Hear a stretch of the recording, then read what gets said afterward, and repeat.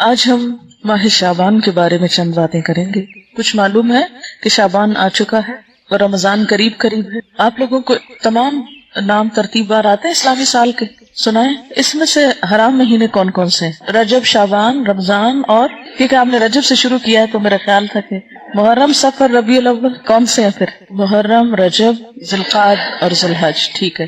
اور حج کے مہینے کون سے ہیں؟ ٹھیک۔ اسی طرح رمضان کے علاوہ شعبان کا مہینہ بھی فضیلت والا مہینہ ہے، یعنی مہینوں کے آپ مختلف سیٹ بنا سکتے ہیں، جیسے حرام مہینے، پھر اسی طرح حرام مہینوں کے علاوہ حج کے مہینے، اور دیگر مہینوں میں عبادت کے مہینے جو ہیں وہ خاص طور پر رمضان، اور پھر رمضان کے علاوہ کچھ عبادت شعبان میں بھی، اور رمضان کے بعد کچھ عبادت شوال میں بھی، شوال کی ابتدا میں جو 6 شوال کے نام سے روزے رکھتے ہیں۔ تو آپ یوں کہہ سکتے ہیں کہ شعبان، رمضان اور شوال یہ 3 مہینے جو ہیں یہ خاص طور پر روزے جیسی عبادت کے لیے ہیں، ٹھیک ہے نا۔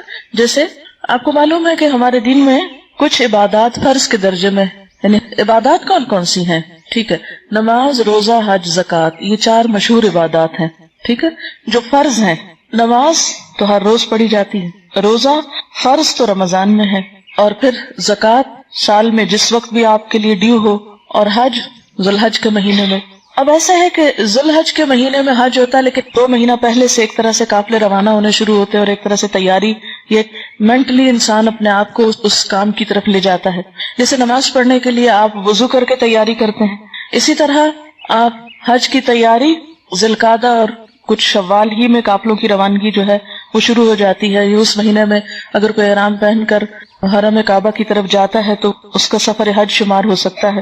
اسی طرح حرام مہینوں میں تو آپ کو معلوم ہے کہ عربوں کے ہاں جنگ کرنا جو تھی وہ حرام تھی، اور امن و امان کے مہینے تھے وہ۔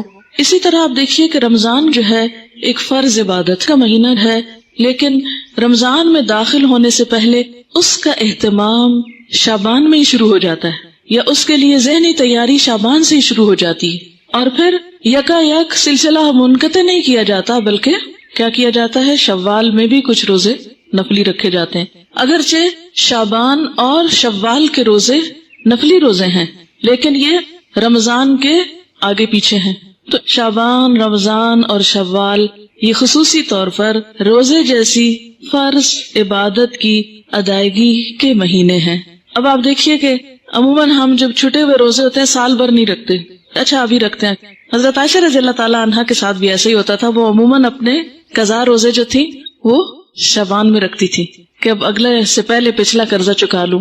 تو اسی طرح شعبان میں کچھ تیاری ہوتی ہے رمضان کی، پھر رمضان میں روزے رکھنے کے بعد اتنا دل لگ جاتا ہے روزوں کے ساتھ کہ رمضان ختم ہونے کا سب کو افسوس ہوتا ہے۔ پھر اس کے بعد بھی 6 روزے اور اتنی فضیلت والے دے دیے گئے کہ اگر وہ رکھ لیے جائیں تو اتنا اجر و ثواب ہے گویا آپ سال بھر روزے سے ہیں۔ تو انشاءاللہ تعالی رمضان کی فضیلت اور برکت تو آپ رمضان سے پہلے سنیں گے ہی، اور مزید اپنے آپ کو تیار کریں گے، لیکن اس عبادت کے لیے، یعنی روزے جیسی عبادت کے لیے شعبان کے مہینے میں بھی اس طرف متوجہ ہونے کی ضرورت ہے، اور تبھی آپ متوجہ ہوں گے جب آپ اس کی فضیلت اور اہمیت کو سمجھیں گے۔ اس مہینے میں نبی صلی اللہ علیہ وسلم سے جو عمل ثابت ہے وہ کیا ہے؟ روزوں کی کثرت۔ حدیث میں آتا ہے، ترمذی کی حدیث ہے، حضرت ام سلمہ رضی اللہ تعالی عنہا فرماتی ہیں، ما رأیت النبی صلی اللہ علیہ وسلم یصوم شہرین متتابعین الا شعبان و رمضان۔ میں نے رسول اللہ صلی اللہ علیہ وسلم کو 2 مہینے پے در پے یعنی مسلسل روزے رکھتے ہوئے نہیں دیکھا سوائے شعبان اور رمضان کے۔